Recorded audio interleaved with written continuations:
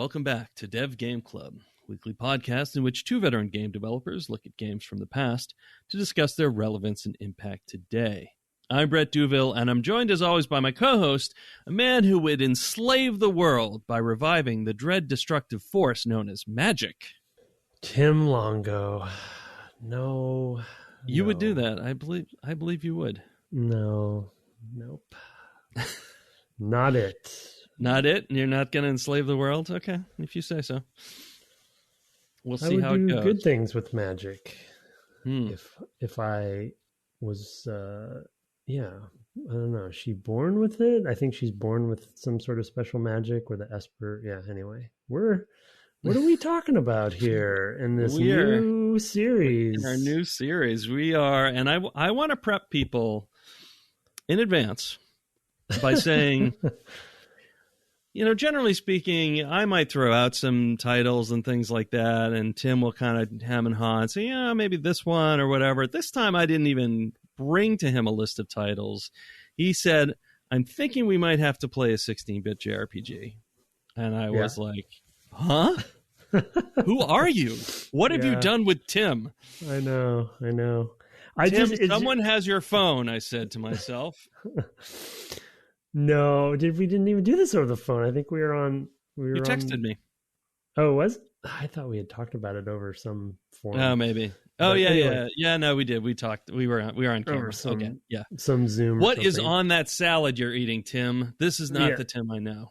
Yeah. I don't know what it is. I feel. I think it just. I mean, we've talked about this one off and on, but I feel like I don't know. It's just another one of those holes that we have, when it comes to like the classic categories of things. And this one felt like one, and we kind of already knew, other than, I mean, we've played Chrono Trigger, which we'll discuss sort of like, I guess, our early impressions of the differences, which I don't think we've even said the name of this yet, but we have not. I'm just, I'm just stringing it out. Building it up. So I think it'd be interesting to talk about the two different ones, but ironically directed by the same person, or co-directed. So yeah, why don't you reveal the title? It is Final Fantasy VI or 3. So can you explain that to me now, Mr. Final Fantasy? So I'm not Mr. Final Fantasy. I have not played them all. In fact, this is my first time playing this one, and it is, other than Final Fantasy 1, it is the earliest one I've played. So I have played the original Final Fantasy. I played it on like GBA or something. I think they had a twofer. They had 1 and 2, and I only played 1 on it. Anyway, later I want to hear sort of some of the differences and similarities and differences then with 1. But anyway, go ahead. Oof. I would say it's pretty different. I think 1 is more similar to like an Ultima, honestly, than it is to like these Dragon games. Quest or Dragon Warrior. Yeah. It's way more Western RPG feeling, and they start to diverge too long after, I think. But anyway, so what had happened was, some of the original JRPGs were not released here in the States. And so when they brought them, they brought over, I believe, Final Fantasy IV as Final Fantasy to the United States. And then 5 as 2, and then 6 as 3. When brought them they just kept going to the North American market. Yeah. And even though they're not consecutive, really, story-wise, right?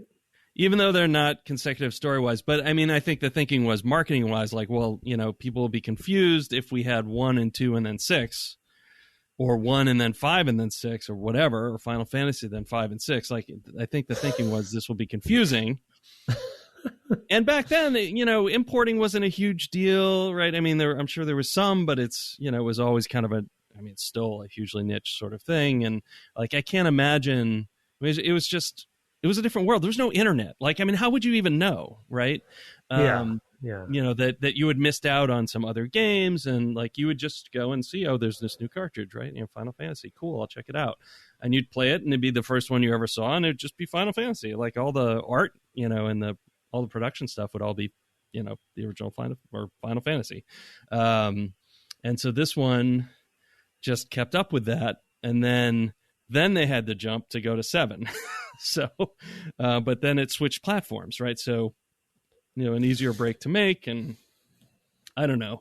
Like, I can't really explain the marketing thinking behind that, but, you have probably more contacts at Square than I do. So I will just say, maybe you should reach out and say, what were you people thinking? Right, right.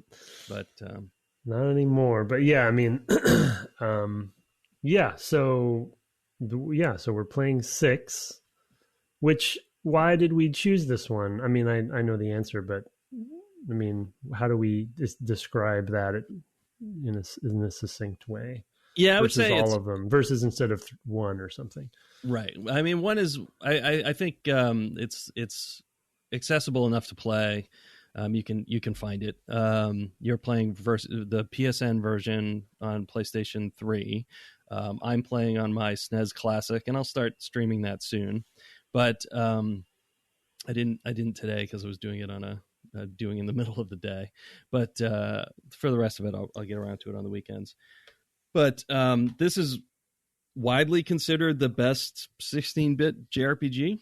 I mean, I guess that's really the only way to say it. I mean, I think that... Oh, of like all the series? Of 16-bit JRPGs, like of SNES JRPGs. I think this is generally considered the top. The cream of the crop. Yeah, cream of the crop. Or is in the conversation at the very least. I mean, there's two... we, of course, had played Chrono Trigger, and that's also considered... That's extremely well regarded. And then Earthbound is another one that is very highly regarded, but is so different in a way because it's set in a modern sort of context. It's just a kid having an adventure, with other kids, that I think it doesn't. People don't necessarily put it in the same box with Final Fantasy VI, but it does play the same way. I mean, you're still having the same sort of JRPG battles, and are you fighting monsters? Or are you fighting? Yeah, you are. The world's kind of become possessed and zombified in Earthbound. So it's a little bit like what you call it? That Fifth Cell Miyazaki combo. Ni no Kuni. Oh. Yeah, Ni no Kuni. A little bit, except there's no other world. It's just overlaid on the existing world. But yeah, it's similar in that sense, in that it's a kid's perspective, and some of the monsters do have kind of jokey names, etc. It's not as punny as that is, but there are some. There are some. Interesting. Well, I mean, I had always heard, and kind of anecdotally, and I feel like from friends or colleagues that were, JRPG fans, and then specifically about 2D. Well, I guess specifically about Final Fantasy series, that the 2D ones. This one, I just had always heard anecdotally that 6 was like that, but I didn't realize it was like of all of including other series and companies JRPGs, that it's up there. So, I mean, to be honest, like even from what little we've played, I can totally see that. I feel like so far it feels like, it feels very polished and very like, I don't know, seems weird to say pure because I'm not really a JRPG player, but it feels like refined or something. Just feels, feels slick. Yeah, we'll get into a lot of the things I think that make it feel that way. Some of the storytelling, some of the ways in which they tell story are very slick. Yeah, like you say. I mean, it's clearly in a sort of framework that's been iterated on, and of course, it's all going to get blown up basically in the year or two after this, as the original PlayStation hits the scene. And Nintendo's fortunes fade a little bit with the Nintendo 64, and most notably, Square leaves Nintendo. Right, so it becomes kind of an interesting time, and this is sort of a high point, that is sort of the last high point for a number of years for Nintendo, especially in the JRPG space. So it's definitely interesting thinking about it from that standpoint. So let's talk about 1994 a little bit. It is a year that we've played a number of games in. So that's kind of interesting, that we're going back to the 1994 well, but we have played Super Metroid, Warcraft, TIE Fighter, and XCOM, UFO Defense. the original XCOM, I guess you'd say. And yeah, I also had already mentioned Earthbound. It just came out in the same year. There are a few other console titles I thought were worth mentioning: Earthworm Jim, Donkey Kong Country, and then and Tekken, which was the first 3D. You said Namco. Namco's first, Namco's first 3D fighter. And we have also played Doom 2. I mean, we've played Doom, rather, and Doom 2 came out this year, so a sequel. Another prequel of a game we've played is System Shock. So, well, actually, just the original, I shouldn't say prequel. The previous title to System Shock 2, which is the first game we ever played on the cast. Elder Scrolls Arena. So the Elder Scrolls series started this year. And then a couple others, Master of Magic and Theme Park, just to kind of set you in this time. I mean, I think we've already covered a number of games that sort of were hot at the time, sort of the Sims and the real-time strategy, the turn-based strategy. We kind of talked a lot about that stuff. And then, of course, the SNES a bit with Super Metroid. Of course, we talked about Chrono Trigger recently. Was that last year? Maybe 2 years ago? Man, how time flies. No idea. Yeah, right? What is time? So yeah, it's interesting looking at those titles. I mean, looking at the year, there was a lot of licensed stuff. I mean, I remember seeing like Aladdin and the Lion King. Were other things that were coming out in this year as sort of on the consoles. There were a couple Sonic games. I think at least one of them's fairly well regarded. So that that's another thing that was still going at the time was the Genesis, I guess, here in the States. So yeah, interesting time for sure, and just on the cusp of 3D, and the world changing. I mean, TIE Fighter is 3D. Doom 2 is sort of the 2.5D that is the precursor to Quake, which will come out, I guess, in 95 or maybe 96. I can't remember exactly when Quake came out, but sort of you see where things are going, and Tekken, of course, you mentioned as a 3D, the 3D Namco fighter. So stuff is heading in this direction. Yeah, and this, as we kind of mentioned earlier, this feels, like you said, iterative. Not iterative in a negative way, but just sort of like it feels like this is so far to me, like they know what they're doing. They've had a chance to polish this and improve upon it multiple times with multiple releases, and in Japan at least six times. So and then I guess maybe something like Chrono Trigger thrown in there, although I guess maybe that was afterward. What did you just say? That I blanked on the year for that, but anyway, I did not say, because I did not recall.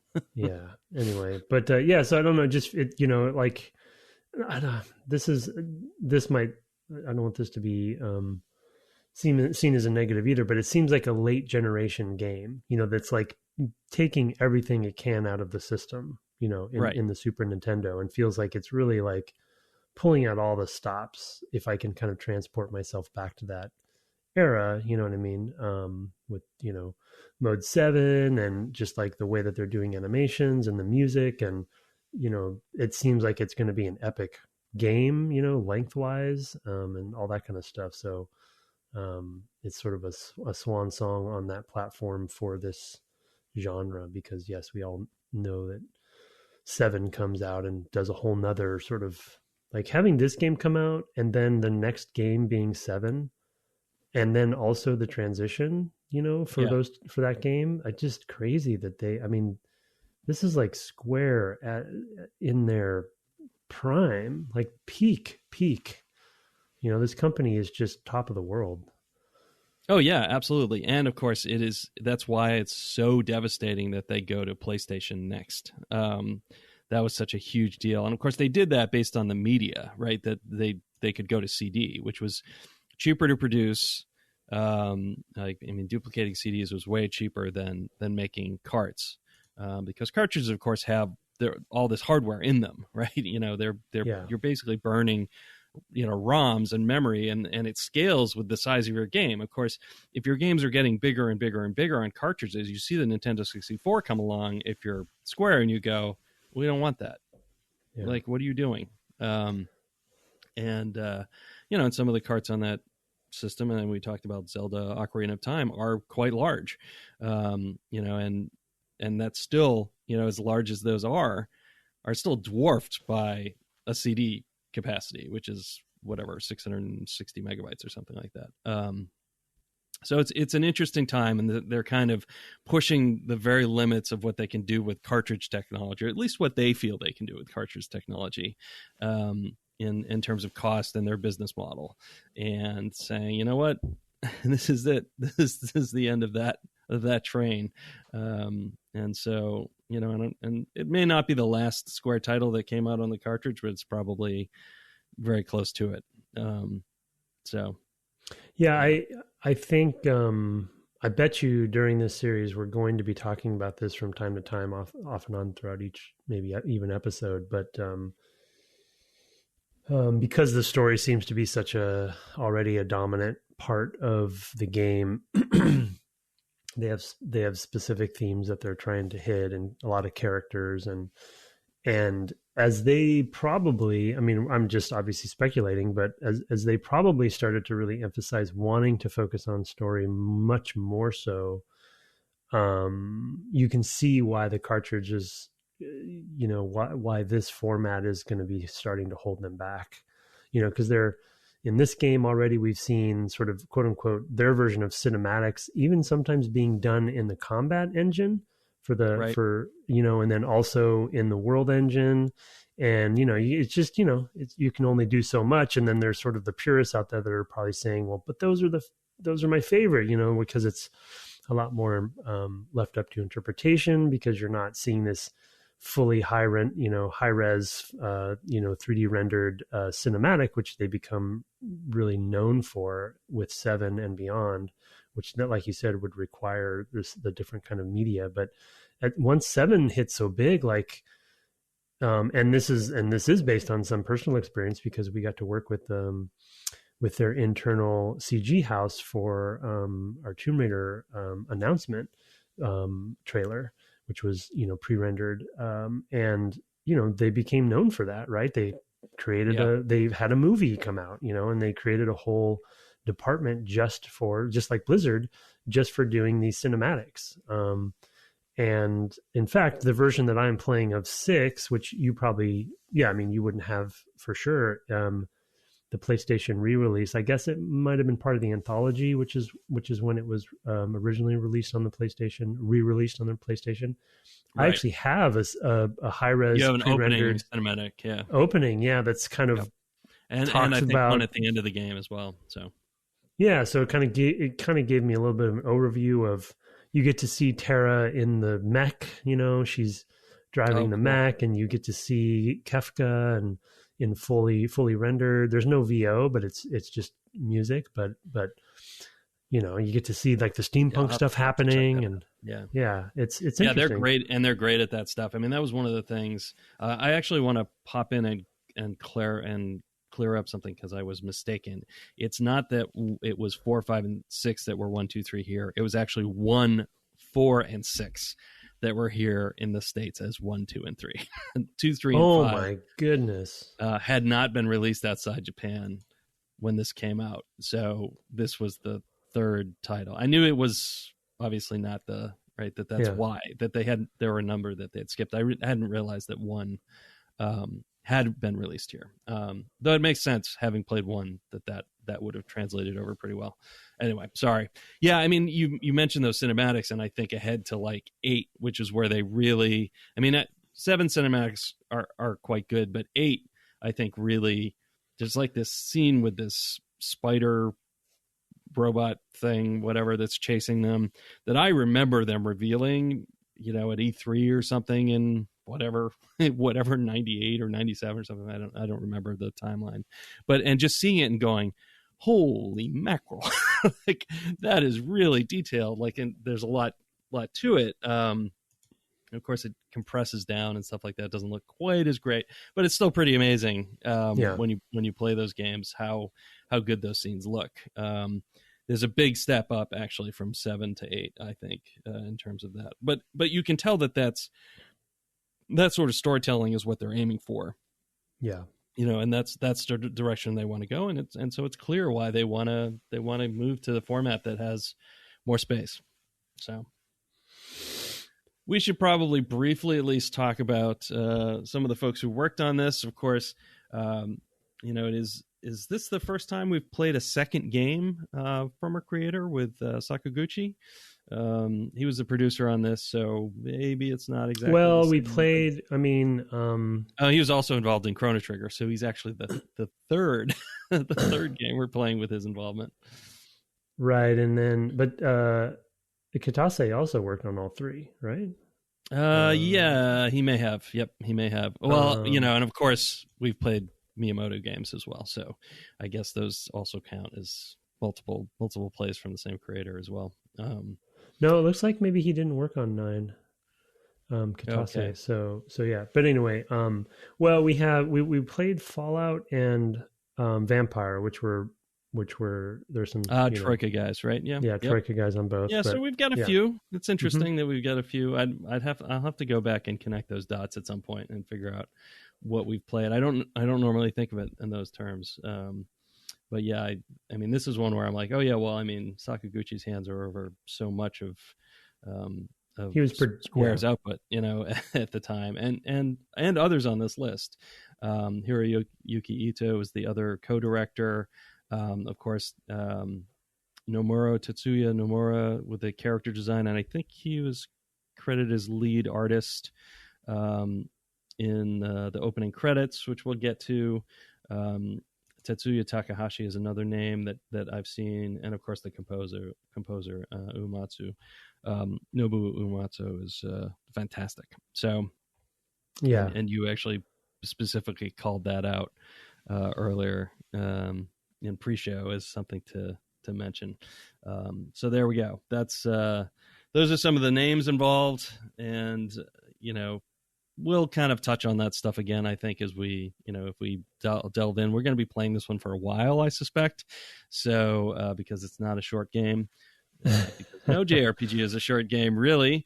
And so we'll probably have time to kind of touch on those things again. We're not long on the research here. This is my, apologia for our lack of preparation to discuss all the history of these games. Because it's not really my bread and butter. As much as I like these games, like knowing all the names involved is hard for me to remember them all. So yeah, and we've given the caveat from time to time, but as a wise listener once said to us, it's our damn podcast. So we're not researchers. We're not. We like the podcast to be somewhat academic and deep dive and but more on the design side. But but we're not going to research like every little thing as much as like a research specialist would. We'll do our best, but we're using Wiki quite heavily.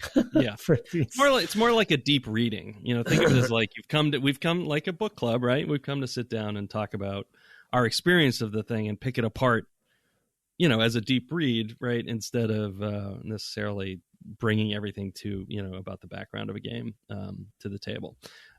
So when it comes in, or when we know about it or think we know about it, more often than not, I can tell you there's been a number of times I've gotten emails saying, oh hey, by the way, you got this wrong. And I say, yep, sure did.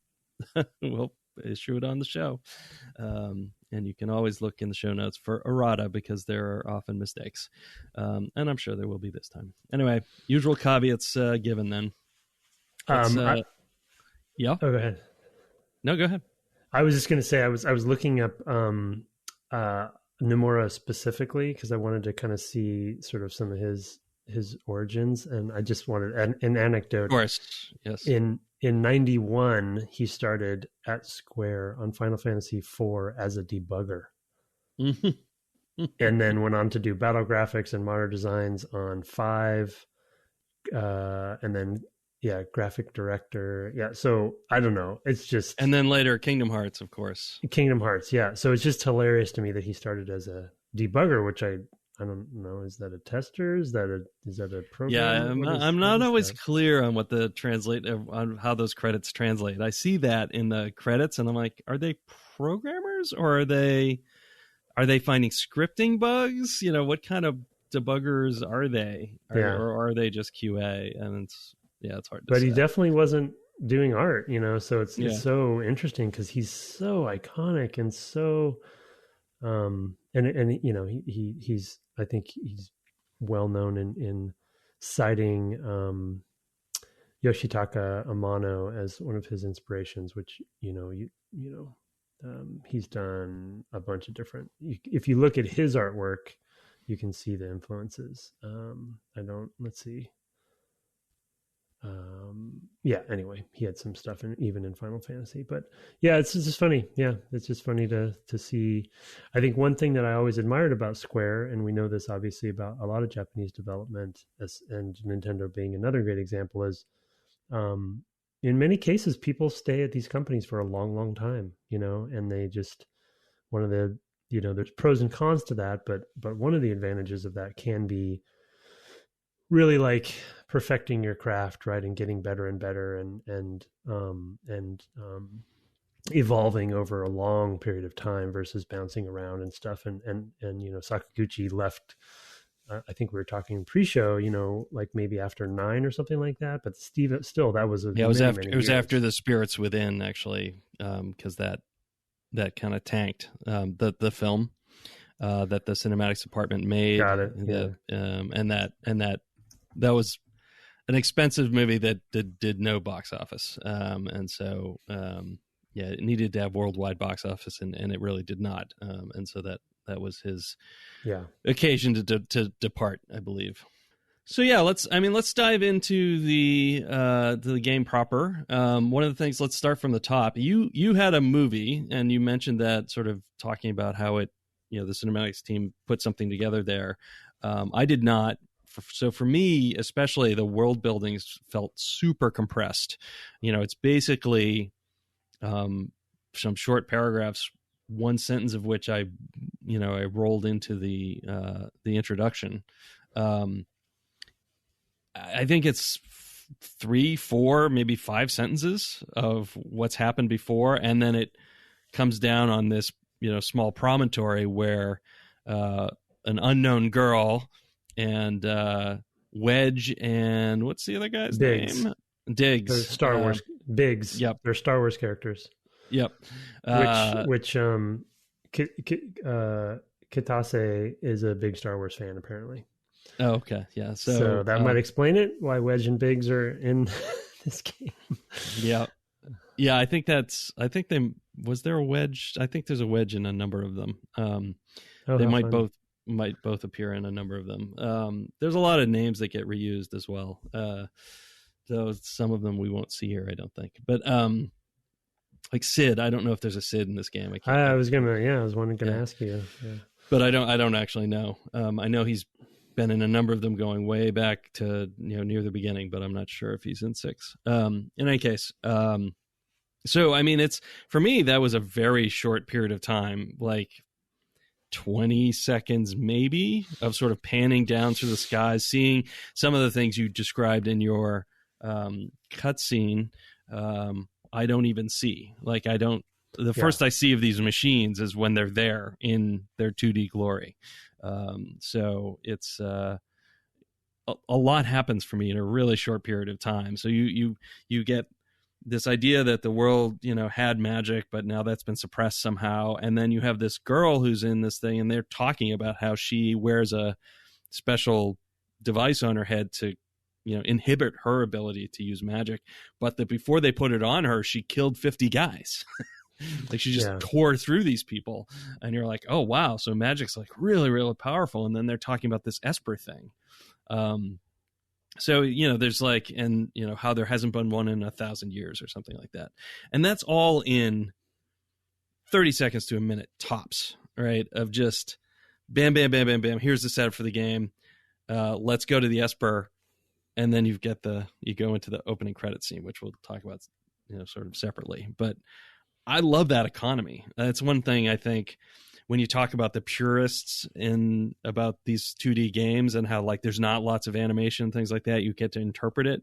I feel like that's sort of what you're talking about, is that compression and like getting a lot out of very little, sort of gestures at the storytelling, and letting you read more in and have it layer on as time goes on. Yeah.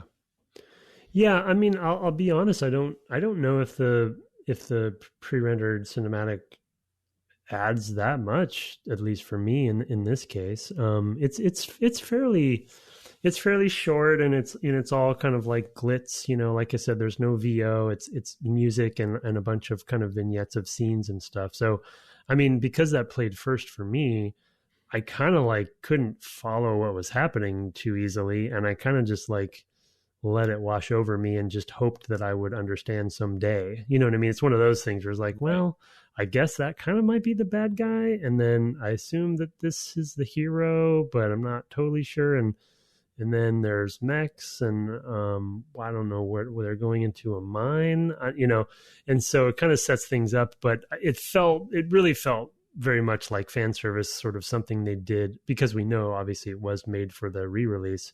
It's probably for those people who maybe already know the story, Sure. Because I don't really think it added any like new details. It was just more of like, oh, I got to see Terra's, pre-rendered face or something. Or, another alternative is that I'm not sure when that release came out on the PlayStation, but it might have been, well, there's an expectation that we'll have these sorts of videos in our product because we did with 7.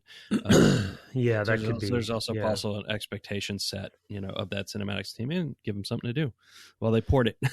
So, yeah, that totally could be it. Yeah, that and that that department, they're I think they're kind of always looking for projects to do and stuff. So you want to keep them busy. So this might have been something. I think it would have been 2011 that pre-rendered thing would have come out. By the way, looking at the list of release dates for the PlayStation Network. So, okay. So it's pretty late, actually. That seems way too late to me, but I don't know. Oh, let's see. Well, nope. You're right. It's more likely that it got. Yeah, I was gonna say it's more likely it got to like split up and re-released individually or something like that later. Yeah, okay. Yeah, no, I missed it. So the anthology was probably the PlayStation, and then the PS1 like broken off separate would have been 2011. So 99 is when that because the pre-rendered, when you see it, you'll see the pre-rendered. It looks like Final Fantasy 7 era pre-rendered. Right. It's not. Right. They're not great, but yeah. Yeah, they've got basically Phong shading instead of just flat, and that's about all the exciting new graphics techniques they have. Yeah, I definitely almost no facial animations. Yeah, I know. I remember, and at the time that would have been like, man, can you imagine how much detail we got? Look how all that detail we got in there. So it's really funny to look. That's one of the things that, I will say is one of the things that holds up really well about the 2D, of course, is that the 2D just is what it is. Like they made it targeting what they could do and the very best extent of what they could do, and it still looks great. And I love it so far. Yeah, the 3D stuff just does not hold up as well. Of that era, almost universally, right? It just it's more timeless. Yeah, I mean, there's a reason why so many people are making 2D JRPG indie games, right? Because there's that nostalgia, and they hold up, and and that's I have a subtopic about that we can get to in a bit, but. So then we go into these 3, I don't know, machine riding soldiers, or 2 soldiers and this young girl riding off into the Mode 7 horizon as the credits play, which for me was just super effective, to use a Pokemon term. I mean, it just was great. Yeah. They not only do they have that sort of like the terrain, scrolling towards you, and like details in the terrain there, here and there, and just sort of this feeling of like, oh, we're really going somewhere here. but also like they slowly reveal the town, I guess, Narsha, in the distance, right? They're sort of bringing up this multi-story thing, and like at first you only see the top of this one building or whatever it is, and then slowly you get more and more of it. I mean, I just thought it gives this sense of like we're traveling. We came to this overlook, but now we're traveling still a long way. Like we've come down onto the plain and we're marching across the plain to get there.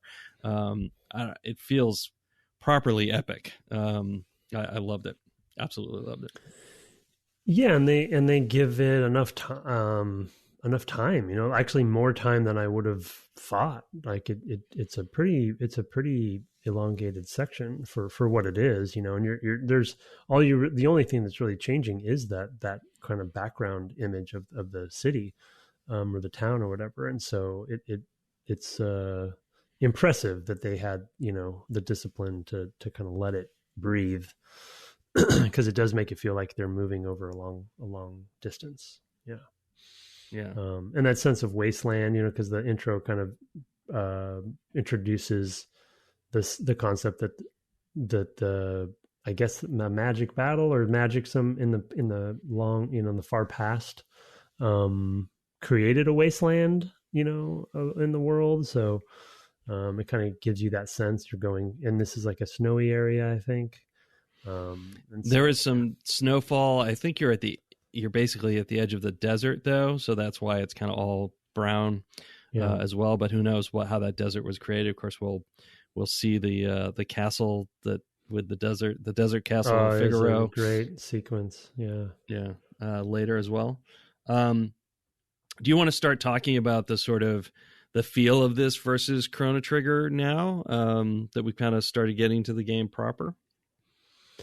Yeah, I mean, I think, well, for me, I don't know why I always forget that Chrono Trigger was a JRPG, but I'm really more kind of talking about the trappings of what I've always come to understand and been told a JRPG means, whether that be random encounters, the way that combat works, the presentation of the world, and at least for a 16-bit, the world and the battle engine, and then the overworld and that kind of stuff. And Chrono Trigger just blended that stuff differently. And the way that you encounter enemies is different. And I guess they did have an overworld, but I don't know, just somehow the formula was just tweaked enough for me I just always sort of forget that Chrono Trigger is a JRPG. But I know, like I said in pre-show, I know academically that it is, and I know it's categorized as it is. But I guess the Final Fantasy formula specifically, because I really haven't played any other series, like whatever, the Mana series or whatever, there's lots of other ones. I've never played any of the others, so I don't know like how closely the formula is matched in these other series. So the Final Fantasy formula is what I just associate with JRPG, and because Chrono Trigger's not in that, yeah. So that was what I meant more of comparing those two specifically. The other big comparison that we can talk about later is really the 3D and 2D. I kind of I'm starting to have a bit of a revelation, for myself at least, between those two. But yeah, what about you and Chrono Trigger? Like, how are you seeing the differences between those?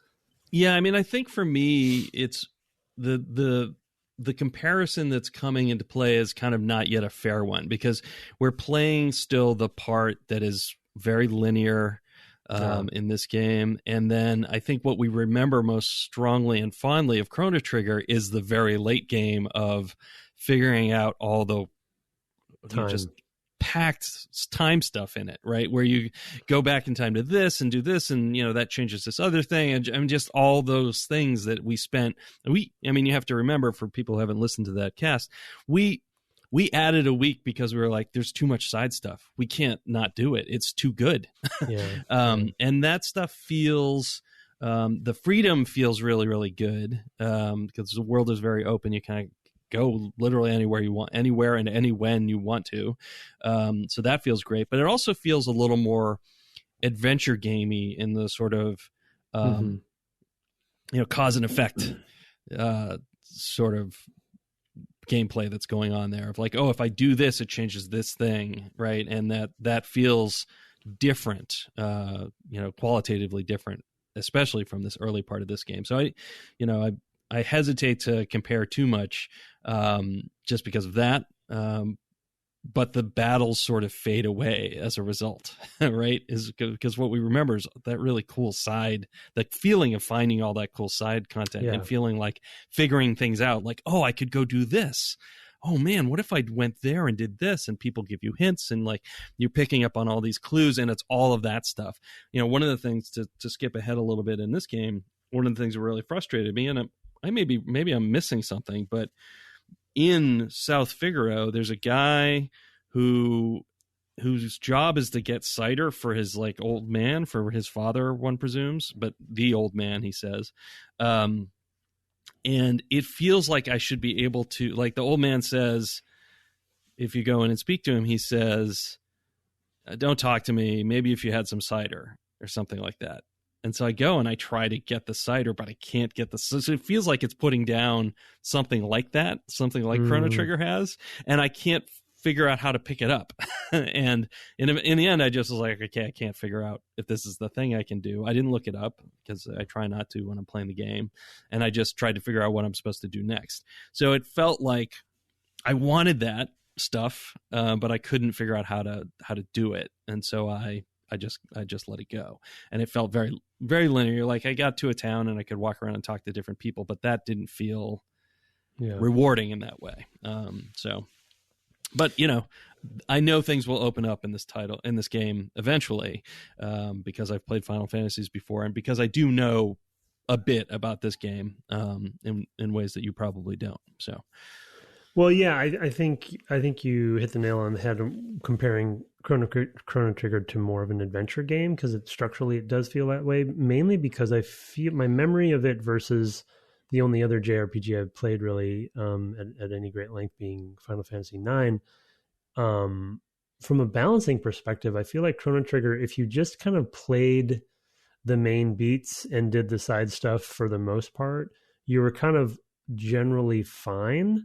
But my memory of 9 is you really can't do that. You do have to like go out into the overworld or go and do some grind, the whole grinding debate. But it's not balanced for you to just play linearly. But Chrono Trigger felt more like an adventure game where if I just kind of stayed on track, I never felt like I was too outgunned, from a leveling perspective. Like maybe that's what it is. It didn't feel as much like an RPG in that sense. Like you had gear and you had magic and stuff, but it wasn't as, I don't know, like the gear was weirdly like for specific characters, so you weren't really making any decisions. You were just getting the next, just getting the better, yeah. Yeah. So it was like it kind of took away some of the RPG elements, which was maybe what I mean. So, which then would lead it toward more of an adventure. But yeah, anyway, it's interesting. Yeah, I mean, and it had the party makeup stuff as well, which might come into play here as well. I've only got 4 characters. You currently only have 3. I do think there is some party makeup stuff. Well, judging by the manual, there's a lot of characters, and then there's a lot of characters. Groups. Yeah. The group thing, which was that in 9? I feel like it was in 9. Where you have different groups that you can switch between, or is that not? Maybe for short periods, but it was more who do you want to be your main characters? Yeah, 3. I think in that one. Oh, yeah. In Final Fantasy 9. I'm not a fan of Edgar so far, so I don't think he's gonna. When I have a choice, he's gonna be kicked to the curb. Although I don't know what's up with his brother, so I'll maybe see how that plays out. But yeah, I mean, I'm excited so far. I'm excited about the story. I think there's been already some good, memorable moments, which I've been surprised about, like the escape from the castle, and meeting and seeing the first Esper. Like the 2D representation is really sinking in with me, and I feel like similar to Chrono Trigger, like these moments are sticking with me. I don't know why more than 9, and again, I have a theory, but anyway, yeah.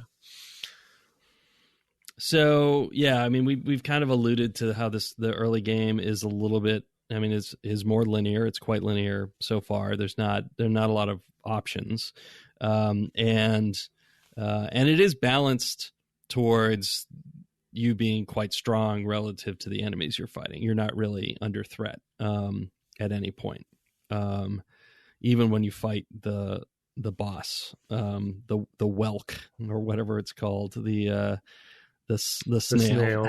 Yeah, I think it's I had some. Yeah, it says. Yeah, I had some. I would say sort of like feedback issues with that one that kind of confused me. So yeah, it does say it will absorb electricity or something like that. So you think don't use the lightning bolt attack that I have, but I could use fire, and then it reflects the fire as well. Maybe it says energy, and I misinterpreted it as electricity. I think it did say. My issue was more around.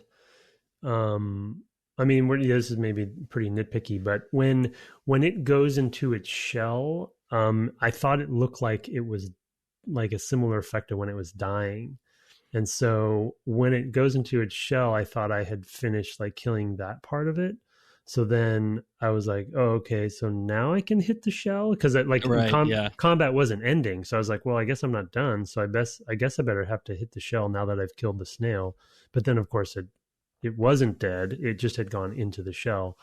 And then it came back out. And that effect was confusing me. But anyway, that's a super nitpicky thing. Yeah, I actually had two characters get knocked down at that point because I did the same thing. And so I only had one left. I'm like, uh-oh. And then it made it very slow because that person also got slimed, which slowed him down. And it was a little tedious. But it was because I didn't really listen. Like, they said, don't attack the shell. And I still attacked the shell. So, I kind of feel like I misunderstood. I guess I also read it your way. I was like, well, I knocked it out. I knocked out the sluggy part. Now I just got to crack the shell and, get to the meaty inside or something. But anyway, I had the same problem. So I guess that is more of a problem than I thought at the time. I kind of was laughing at myself like, oops, I might be having to replay this section because, I've only got one guy left. But it is balanced towards all of that being quite easy, even up to a later part that I've gotten to that you haven't quite reached, just beyond South Figaro. So yeah, and I think that's good. I mean, for me at least, I would consider that a good thing. And you kind of want to. I mean, there's so many. I mean, they have a section in the first town where you can go and learn. I haven't read through the full manual. I skimmed it, but so we've talked about this before, where there's an expectation that you read it, but there's just so much in these games to learn and know if you don't know JRPGs inherently, and so I'm always overwhelmed by that. So I at least am appreciating how breezy the first sections have been, because I feel like I'm still learning, so I'm okay with that. Yeah, I mean, and another way I think that they balance towards the player is Edgar has weapons called tools that attack multiple enemies, and they have no resource cost, unlike magic. So although your most powerful character might be Terra, even at this point, it might be Edgar. When she uses her magic, she's burning up a resource that is expensive to replenish at this point in the game. There aren't a lot of, I guess it would be elixirs at this point in the game. So it's really balanced. Tinctures. Oh, tinctures. Okay. Yeah. There's also elixirs, but they might do both. I can't recall. But yeah, so there's not tons of those. They're expensive. So replenishing her magic is not something you want to do if you can avoid it. So you're leaning on the fact that Edgar can do lots of damage. I mean, he does, I don't know, 100 low triple digits, 120 points of damage ish towards these creatures with his crossbow, which targets everything on the field. To all of them, yeah, and that's a huge amount of damage at this point in the game. I'm sure there'll come a point where we're trying to do 9999, per round or something like that, but that's many hours in our future. Oh boy. Oh boy. Oh, you got to kill death or something, right? You know, you got to, Yeah. or fate, or whatever it is. So, yeah, it's pretty wild stuff. Yeah. Anyway, so maybe the last thing we'll just touch on is the sort of the key, and I'm curious to know what you think, where you think this will go, just as like a predictive sort of thing. But the magic you mentioned, sort of steampunk, that's the kind of divide in this game. It's funny because I had been playing Arcanum, and that's also the divide in that game. And I'm like, well, why wouldn't you bring magic into the world? I'm curious what you think about, just as a kind of a last thought, and then maybe we'll turn to feedback. Where do you think that's going? Well, you know, like I'm not going to I guess I'm not this isn't a judgmental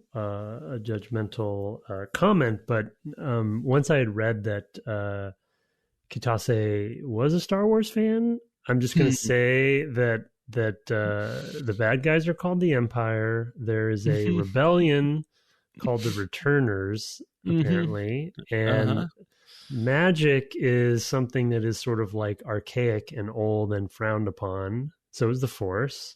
And so, but the Force can be used for bad, i.e. Darth Vader and the Sith. And so, yeah, if you wore like a special suit, you know, or something on your head, for example.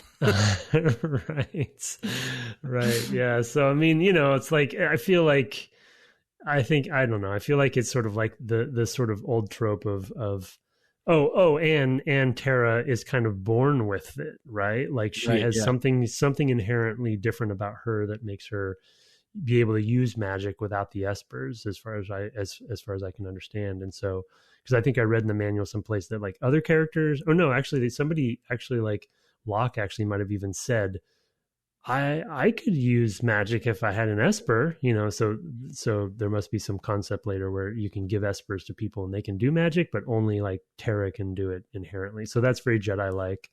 So, yeah, I just think it's going to be the sort of like, Kefka wants the magic to, you know, to become all powerful, and it's going to be the tension between that and basically like who uses magic for what purpose kind of theme, I guess. But yeah, between the tech and the magic, I don't know, that's going to be interesting to see what they do with, you know, kind of combining the two, or why there's an antithesis between them or something. I'm not really sure. I don't really know, although I do know, as I've alluded to earlier, I do know some sort of essential things about the story that you don't. So I was just kind of curious, knowing that, you know, just where you thought it would go. I mean, I do see like, oh, well, there's a chosen one, right? I mean, and so the chosen one has to somehow... Amnesia. There's amnesia, right? Yeah, she's amnesiac as well. Boy. Yeah, so, you know, that seems to lead in a particular direction. I think there's going to be a ride here for you. I'm excited. About that. I can see it. I mean, like I mentioned a couple, there's already been some, like the escape from the castle when they like, even just done in 2D, which I do want to plant a seed that I'll keep talking about probably throughout the series. But, and then the castle sinking, you know, into the ground was amazing. And it's just all in 2D, you know, and I'm buying it. And I do like Terra. I like these kinds of stories, generally, as long as they develop her more. Like if it's more of a Baldur's Gate, like you're kind of the every person, and just that kind of, that's why I kept her name. I didn't rename any of the characters. So I hope some of that Final Fantasy IX characterization does come through eventually. And I think Locke and Edgar seem to have it. So I hope they don't make Terra too two-dimensional. But anyway, the one seed that I want to plant that is kind of dawning on me why I'm never really like gotten into JRPGs and why they haven't sat well with me. And I think because my attempts up to this point have largely been the 3D versions, and I did enjoy 9.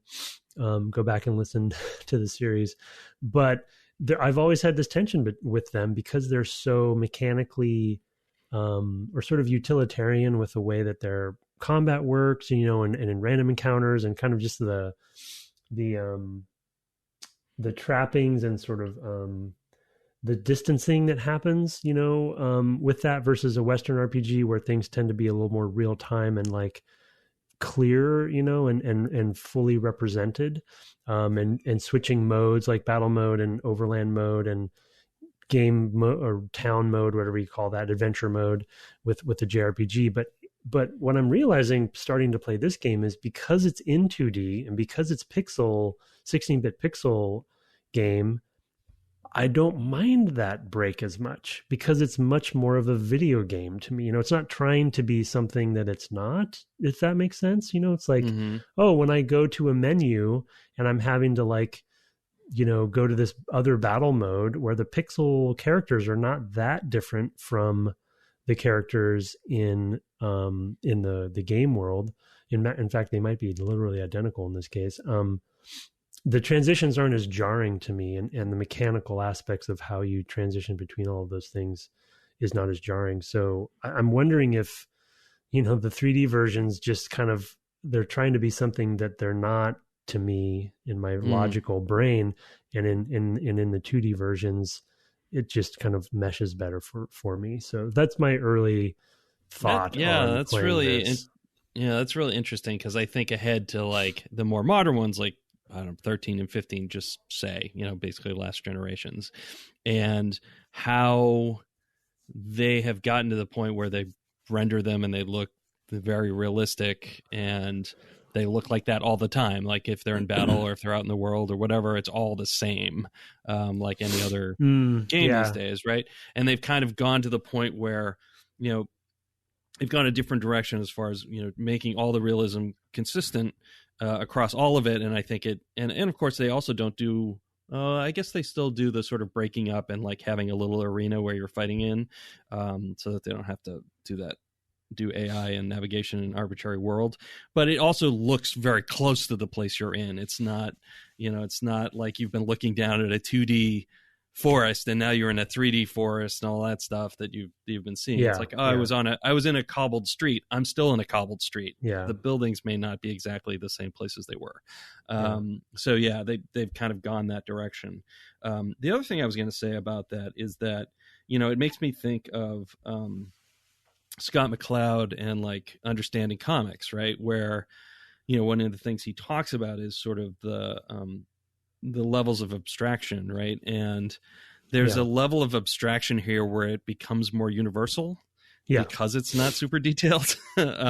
Whereas that's not true of Final Fantasy 13 or 15. They are very specific, you know, right? Because they're, and they even go a little bit too far in getting like really into just doing constant, you know, beauty shots of the characters of like, you're like, okay, let me get back to the game. Like I've seen the character a million times now. Just that happens, especially in 13. Anyway, so some thoughts. Well, and I probably talked about this on our 9 series, and 9 is an interesting one because the way that the characters are rendered in the cinematics and in the other places are, because the style is more cartoony for the characters, you know, so the meshing there's a little bit better. But my jumping off point for the for JRPGs in the Final Fantasy series specifically, but for JRPGs in general, even though I had played Dragon Warrior back in the old days on the Game Boy, but it's you know, kind of, that's more of like an Ultima ripoff game. But was me attempting to play Final Fantasy VII when it came out and everyone was just talking about it, and I just couldn't get into it, you know, for these reasons, you know, because like you said, the model of Cloud running around on the, you know, versus in combat versus in the cinematic were all so drastically different, and those transitions were just a lot more jarring than they are in 6. And so, yeah, I think that abstraction is really helping me at least, and the timeless nature of this in this case, it just so far at least feels like I don't mind the cinematics, essentially quote unquote cinematics happening in the combat engine, or like, I don't know if you had this moment happen, but like, Oh, I did. Yeah. When she uses magic the first time. Yeah, it was great. It was great. Yeah, it's You're like, amazing. wait, Yeah. you're like, what's happening? Wait, why are we talking all of a sudden? We're in the middle of Yeah. combat, you know? Yeah. And you're like, oh, that's pretty good. That's pretty good. And I bought it. I didn't care that it wasn't a cinematic and it didn't get all dramatic. It was just, it fit because even the dialogue boxes look like the menus, you know? So it's like, Right. I don't know. That's an early theory that I think I'll, you know, because obviously over my gaming career and development career, I've thought about this topic a fair amount because JRPGs have been such a blind spot for so many years and still are. So I kind of always debate with myself why that is. And this is really the first big, other than Chrono Trigger, this is the first big like traditional JRPG I've played. So it's all new revelations. Yeah. Yep. You know, and the same thing happens with the writing. I mean, like you point out, you know, it's consistently written because it's not being written by different people depending on what the engine is like, and it's going to be performed versus not performed. Like, it's all one thing in the writing as well. So the characters feel more consistent. I think that's one thing with Cloud. You know, he feels like such a punk pain in the butt when he's introduced in that game. He's not likable, intentionally so. It's kind of part of his story, right? And, you know, making him more approachable is kind of the whole thing that goes on with him and Sephiroth and Eris and all that stuff. And, you know, that's a huge big part of it. So, but yeah, he'll be different depending on how you're seeing him, you know, in how he's written as well. And so there's also just jarringness in the characters, that I think comes through from that standpoint. So yeah. And that is also true of the PS3 era games or PS4, I guess, with 13 and 15. They're the same thing. They have parts where they're voiced and they have parts where it's just written, and those aren't necessarily 100% consistent to me. Even though it may have been the people writing them, it's just now you have a performer interpreting that versus just reading it and having your own voice, you know, as how you read it. You know, it's just it's jarring. Yeah, you have voice directors, you have the performers, you also have performance capture, so they're actually, you know, motion cap. Yeah, so it's a lot different. And for sure. Again, that the retro gaming movement, I think, you know, it's very clear why that is a thing. Yep, for sure. All right, well, that's our first discussion of Final Fantasy VI. We have no idea how long this will be, because this game is, it's not a short one. I have seen some very long playthroughs if you do all the side content, and you know that will probably be me. Yeah, I was gonna say. So, Chocobo Heaven, here he comes. Yeah, please, sir. This is Chocobo Paradise. Oh, Paradise. Sorry, that's Poor Chocobos. They didn't die. They just went to a paradise. Yes. Yeah. So I will figure out what to play to next. I will say before we turn to feedback that next week we're hoping to actually have an interview tied to Sands of Time. We're not going to confirm that, but we're not going to say what we're playing to next for Final Fantasy VI on the basis of not knowing whether we'll be talking about it next week or the week after. So check us out on Twitter for that. Let us now turn to feedback. We didn't have any new reviews this week. It's been a couple of weeks. Always like to have those. Helps us reach out and touch new listeners. That sounded wrong. I was worried about that one. Yeah, thanks. And why can't you stop me? But we're we a polite love to have podcast. We don't stop each other from. No, that's true. You probably should. But yeah, we love to have those, and we appreciate and read all the reviews we get generally here on the cast. If we don't read something you've sent in, it might be because we haven't seen it. So just shoot us an email and say, hey, you can find my review here, and we'll go hunt it down. We have one email this week to devgameclub@gmail.com. And so, of course, sir, I am going to let you read that. Okay, subject, removing mechanics, Sands of Time game / Sands of Time games, I guess, from Ben Zaug. Hi, Ben. Excuse me. Hello, your Sands of Time finale got me thinking about two things. First, what's the purpose of removing core mechanics late game?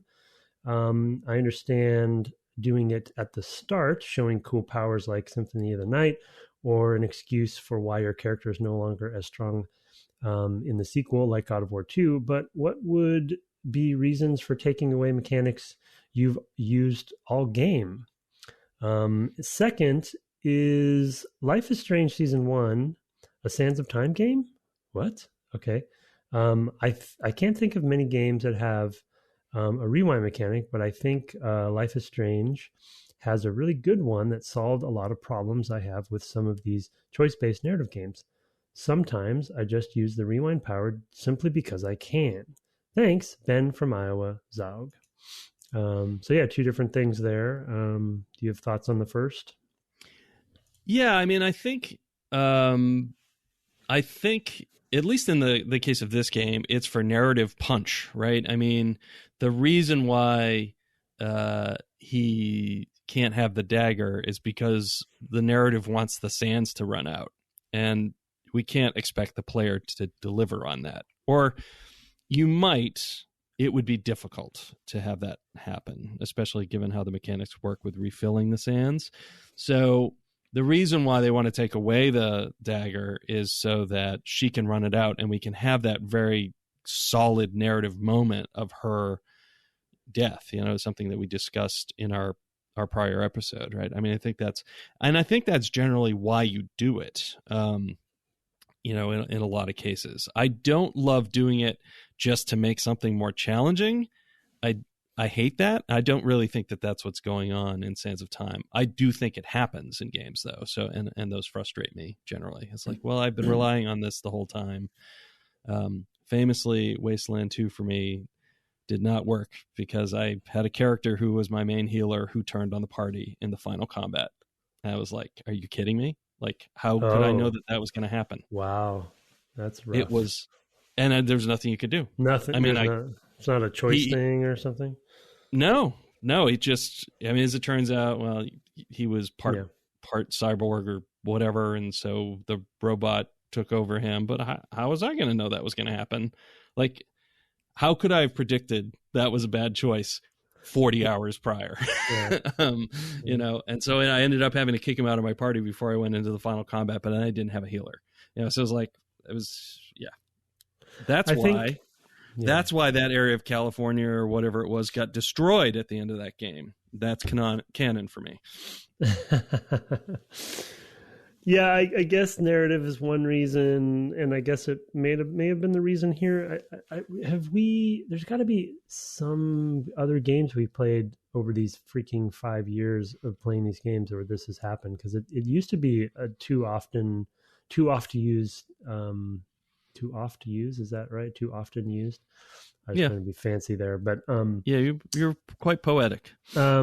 Yeah, it used to be just used too often back in the day. And I think narrative is one reason. The other reason that I also disagree with, well, I'm not even sure I agree with the narrative one, by the way. I think that there's other ways to do that doesn't punish the player from a gameplay perspective, or at least that would be my hope. But, there was some effectiveness with it in this case. But I still didn't really like it. The other reason that is an even worse reason to do it, though, is I think, and I will even admit that this is, I'm probably guilty of this for similar reasons. I can't think of an example, but I probably am.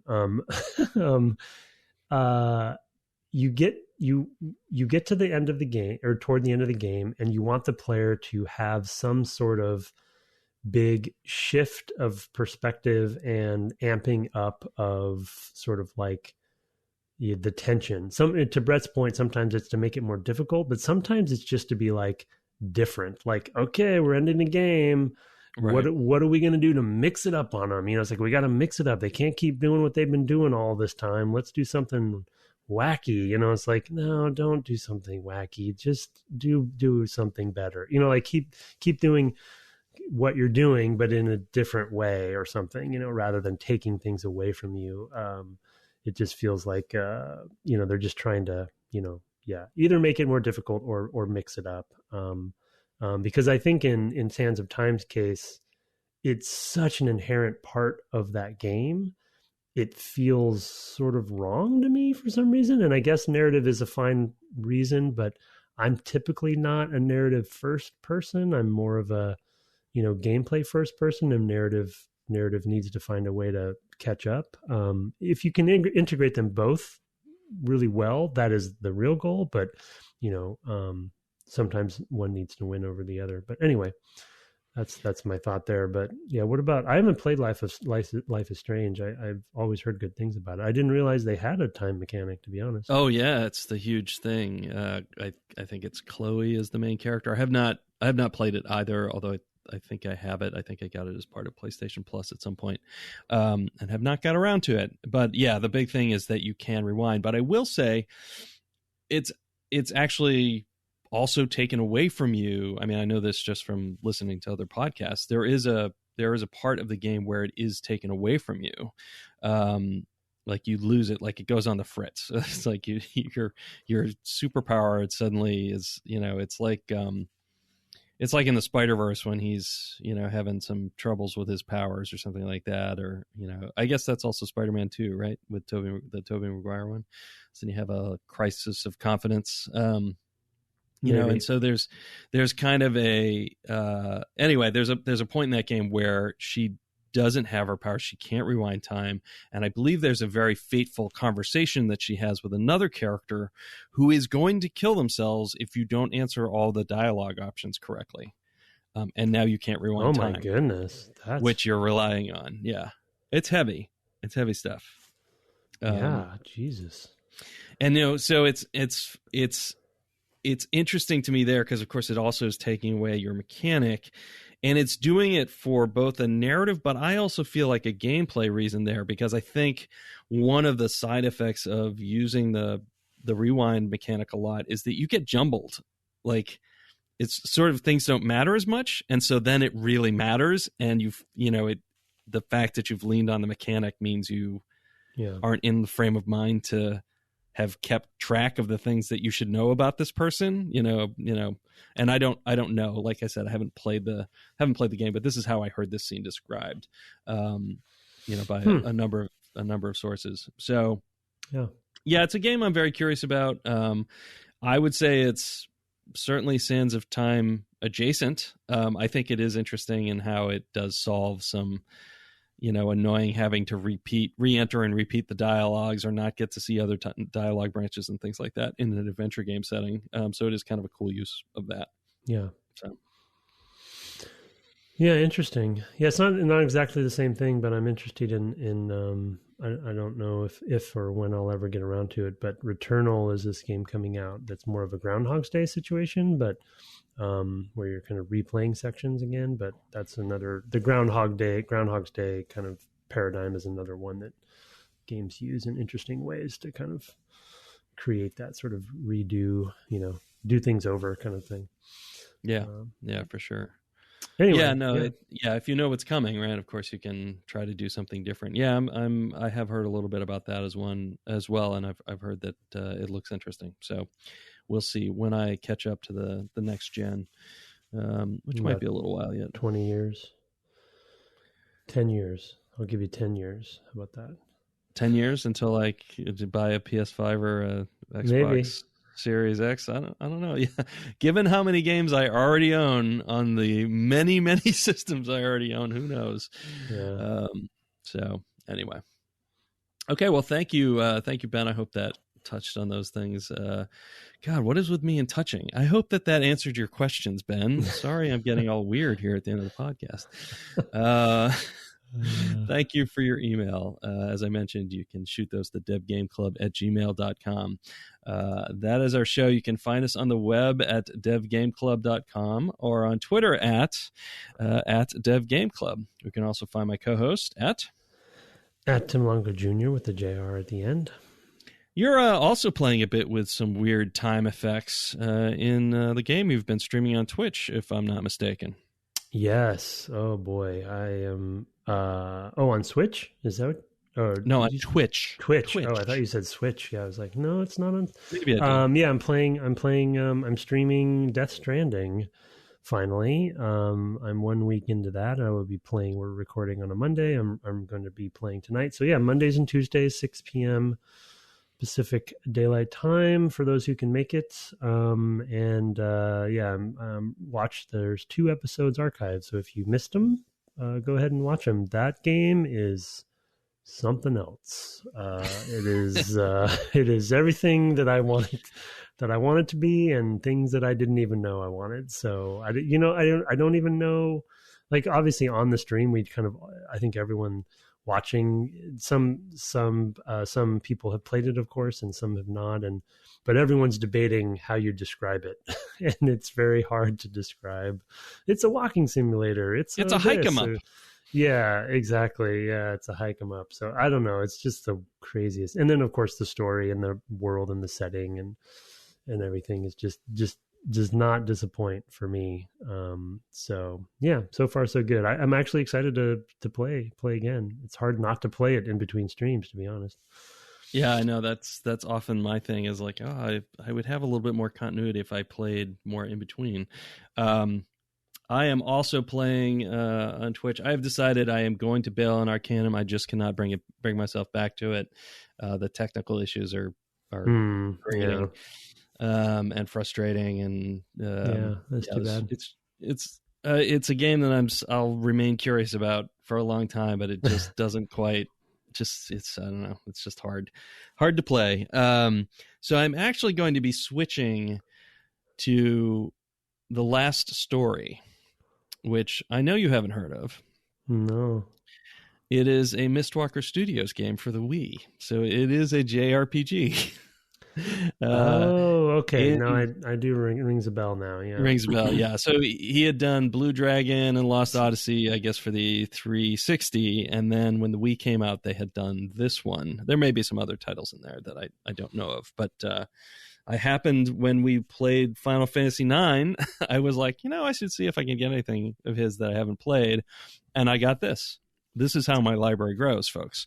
And so you're saying it's not the Final Fantasy, it's The Last Story. It's The Last Story. It's not a Final Fantasy. No, it's The Last Story.